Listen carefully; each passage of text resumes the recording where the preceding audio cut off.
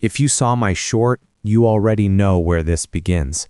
But what happened after, that's the part I couldn't fit in a minute and a half. And to this day, I still can't explain it. A few months ago, I went on a trip to the Northeast, Manipur, with my cousins and their girlfriends. We were staying at this small homestay right on the edge of Imphal. Quiet, surrounded by hills and forest. The kind of silence that feels alive. Around 11 p.m., somebody said, "Let's go for a drive." Typical dumb vacation idea, right? But this place, it gets dark, like blackout dark. No streetlights, no movement, just mountain air and the sound of your own breathing. Our cook and a local woman warned us not to take that road. She said people see ghosts, soldiers on it. The girls were nervous, but one of my cousins laughed it off, trying to sound brave. And honestly, I didn't take it seriously either. I've heard that line too many times in India. Don't go there, it's haunted. So we ignored her and left in our Defender 130, this huge, long SUV. My older cousin drove. He wasn't used to roads that tight. At one point, we passed what looked like an old airstrip, pitch black, dead silent. We finally reached an old temple about an hour later. The silence there was unreal. No wind, no dogs, not even crickets. Just stillness, the kind that makes your ears buzz. We stayed maybe 15 minutes, then turned back. On the way back, we stopped near a lake so the guys could smoke. It was cold, and the water looked like glass. We were talking softly, almost whispering, when it happened.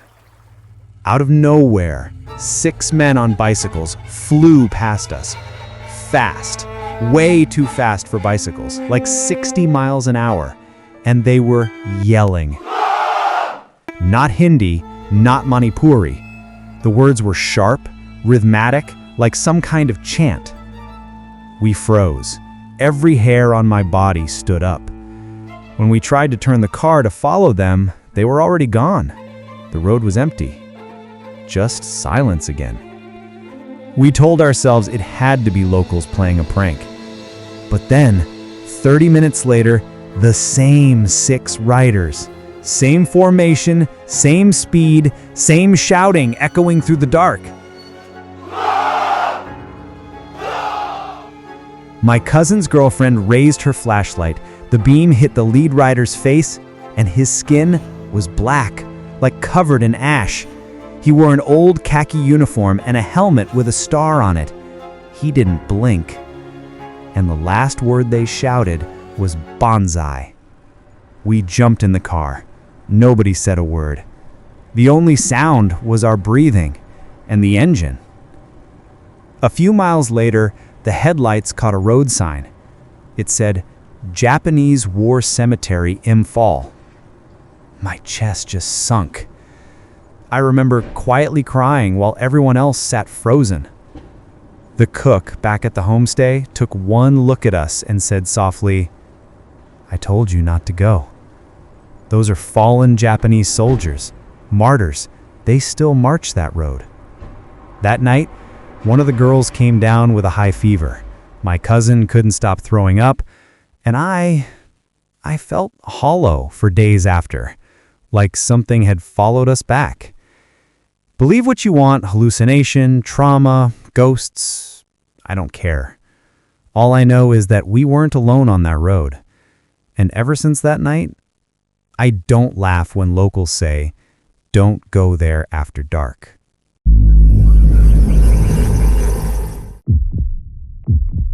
Back in the late 1990s, I used to supervise a crew doing trauma scene work. We would go into buildings after homicide, suicide, unattended deaths, accidental deaths, fire death, or pretty much any messed up thing that could happen inside a building, home, or office. The following story happened on one of those scenes. I have a few others that have really stuck with me, but this one was probably more the works of evil spirits than others that were just sad. We often got dispatched out, sometimes with little details only, like vehicle damage to structure with fatality, or fire damage structure with multiple fatalities. Sometimes it was very vague, like death inside home. We were dispatched to a single-family house in the outskirts of Los Angeles. We arrived to the site. It was a ranch-style home with a sweeping driveway to the street. The garage door was open, and an older lady was sitting inside the garage smoking. I walked up to her and introduced myself and said, "I'm sorry for your loss. We are here to help clean up and do whatever we can to help you." I can tell she is nervous, but in most of these situations, we run into people crying, shock, or just stone quiet and unable to speak. Most of the time, they have someone there to help them, like a family friend, family member, or neighbor. However, she was all alone. She looked very uneasy, and I can see that she has a sofa, TV on a stand, and clothes piled up in her garage.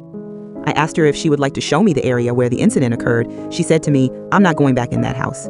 She then points to a front bedroom window and said, "That is the room." I did not know what happened there. As usual, I wasn't given much details. I start to ask her if there was anything in that room that might be affected that she would like for us to save or secure for her. She said she didn't care about anything in that house and she was not going back inside. I was just thinking to myself, this is sometimes pretty typical. No one likes to go back inside where loved ones were lost. She starts to tell me a story that made my hair on the back of my neck stand up. She said that her son killed himself in that room. She said that there were evil spirits in that house. I just said, "I'm sorry." She said, "No, you don't understand." She said that a year ago, her other son killed himself inside the house too. The demons attacked him and took him too. She also said that a few years before that, her husband killed himself in the house too. To me, in all the people I've met in situations where loved ones were lost, you get a sense of grief and sometimes mental illness. I asked her to sign our paperwork allowing us to do what we needed to do and asked her if there was anything she wouldn't want us to dispose of. She said, "You can just burn this place down for all I care." I gathered my crew and we suited up to go inside. We entered the room and it was a smaller bedroom. Blue painted walls, a little on the messy side. There was a pool of blood at the foot of the bed, vomit on the bed, and on one side of the bedroom walls, the entire wall was written in blood. We could only make out some words as it almost didn't seem like it was in English. We later found out from a neighbor that the son, who was an adult son, had drank acid and then slit his throat and expired sitting on the bed. We cut out the carpet, wrapped the mattress up, and cleaned up the room so there was no longer any traces of what was left behind. During the time we worked, the old lady took off and we locked up the house.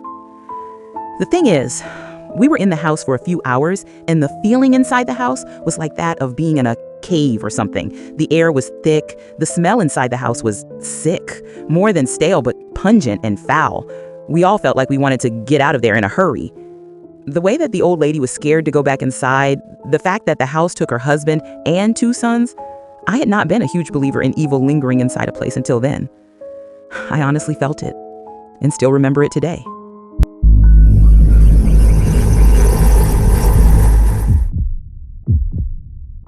I used to live in an old brick house for a fraternity back in college.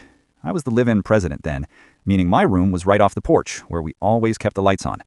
The place was ancient. Creaky floors, high ceilings, heavy wooden doors that always slammed on their own. There were 100 stories about it. A skeleton dug up in the backyard, a woman in white, a kid running through the halls. Every group before us had their own version. One night, after a party, we were sitting around the living room at 3 a.m., drunk and swapping ghost stories. Someone mentioned the Hat Man. Apparently a few guys in the early 2000s had seen a tall, shadowy figure in a trench coat and fedora watching from the end of the hallway. I laughed it off. I'd been there months and never seen anything strange. Big mistake. That night, I went to bed around 4. Sometime near dawn, I started having these weird, lucid dreams. I was in a grocery store, hiding under the checkout counter from something. The customer above me spilled milk, and it poured down my back, so cold I felt it. Then I woke up, and instantly I heard it. A scream. A woman's voice, shrill and raw, coming from the porch, right outside my room. I froze, waited for someone to knock. Nothing. Just heavy footsteps, pounding from the porch, into the kitchen, down the hall, stopping at my door. The handle didn't turn, but I saw movement in the corner of my eye. Something in my room. I turned my head, and everything inside me went cold. There was a figure. Massive, blacker than the dark itself. A man-shaped shadow wearing a wide-brimmed hat and a long coat. No eyes, no mouth, just the shape of a face, leaning closer, 3 inches from mine. I couldn't move, couldn't breathe, couldn't scream. It felt like my chest was being crushed. Then he was gone, just vanished. When I could move again, I felt like I'd run a marathon, drenched in sweat, shaking so bad I couldn't hold my phone. And the next day, I told no one. I figured it was sleep paralysis or something. But that night, I heard knocking. Soft, rhythmic. Always 3 times. At exactly 3:11 a.m. Every night for a week. Finally, one of my brothers, Gnate, asked if I'd been sneaking around at night. Said he'd heard me walking up and down the hallway.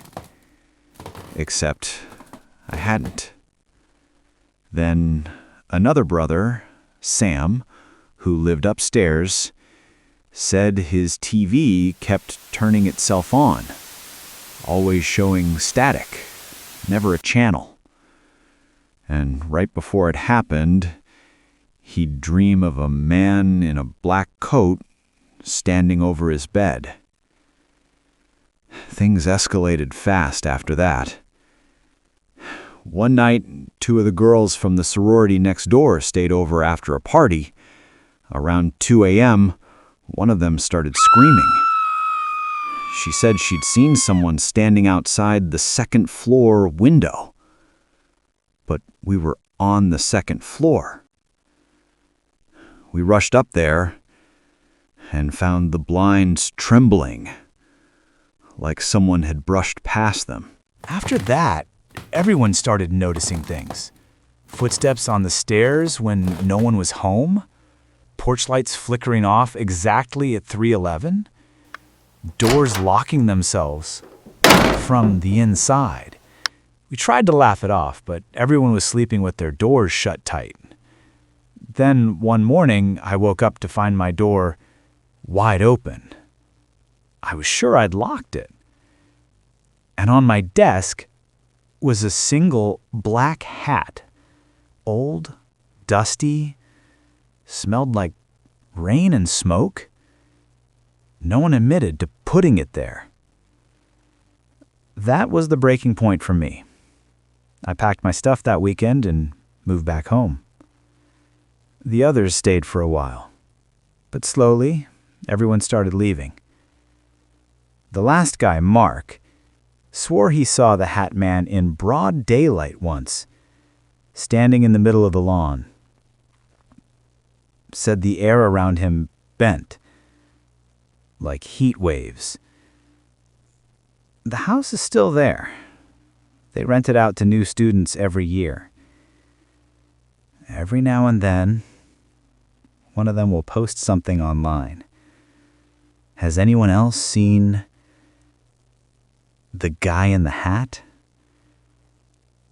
All I can say is, don't mock it. Don't challenge it. Because sometimes the stories people tell about dark things in old houses are warnings.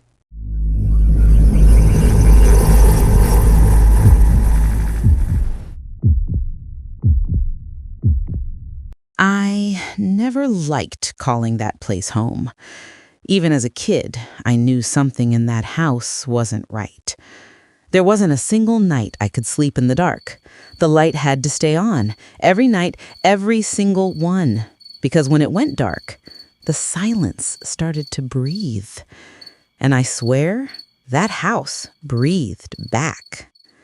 It started with little things. Stuffed animals that had gone missing months ago would suddenly show up, clean, perfect, placed neatly on top of freshly folded laundry, like someone wanted me to find them. Books I'd been reading disappeared mid-chapter, only to reappear by the foot of my bed. Kitchen scissors, forks, knives, gone one day, back the next, sitting right where they belonged. Once, I turned the house upside down looking for my glasses. Nothing. Then I turned around, and they were lying right behind me, on the floor, right where I'd just been standing. And that's when the unease began. That slow, crawling feeling that you're not alone, not even when you're standing in your own room. Outside, in the yard, was a patch of dead grass, a perfect rectangle, about 3 feet by 6, like a grave. No matter how much my dad seeded it, nothing ever grew there. He used to say it must have been some industrial waste from the old railroad that once ran through the land. But I knew better. Standing near that spot felt wrong. The air felt thicker, like you were being watched by something just behind you, right over your shoulder. And every few nights, you'd hear the gravel. Footsteps, slow, deliberate, coming up the path toward the porch. Then the old metal porch swing would start moving. A rusty groan cutting through the still night, back and forth, for minutes, sometimes for an hour. And then silence. Not a person in sight. Only the swing, swaying gently in the dark. My room had a mirror that faced my bed. I hated it. My boyfriend, now my husband, hated it even more. He made me cover it with a blanket every time he came over. It wasn't superstition. It was instinct. One night, half asleep, I felt this weight in the air, heavy, electric, like the room itself was holding its breath. I turned my head, and in the mirror, for a blink of a second, I saw her. A woman. Pale, hanging, wearing something like a wedding gown. And her face? I couldn't see it. But I knew she was looking right at me. I tore that mirror off the wall that night. My parents were furious. They thought I'd lost it. The next day, my boyfriend came over, saw the bare wall, and said softly, "Did you see the lady?" That's when I realized he had seen her too. Months later, something else happened. Something almost funny, if it weren't so terrifying. We were upstairs, alone, doing what teenagers do when they think no one's home. Then I heard it, my mother's voice from downstairs, clear as day. "Not a deer. Rosie wants out." We froze. Dressed in seconds, I ran downstairs ready to face her fury. But the house was empty. No car, no footsteps, no lights. Just our dog, Rosie, hiding under the dining table, trembling, refusing to come out. I called my mom, and I could hear her office in the background. She hadn't even left work. That voice we heard wasn't hers. And then there was my mom's secret, the one she only let slip once. Our house was surrounded by a thick grove of pine trees. At night, the branches brushed the windows like whispers. My mom never, ever opened the blinds after dark. She said she once saw something hopping through the trees. Not walking, not running, hopping. She laughed when she told me, but her eyes didn't. After that, the blind stayed closed. Always. Sometimes I wonder what that house was. A haunting? A memory? Or something that simply didn't want to be forgotten? All I know is this. I still sleep with the lights on. Because some part of me knows that house is still watching.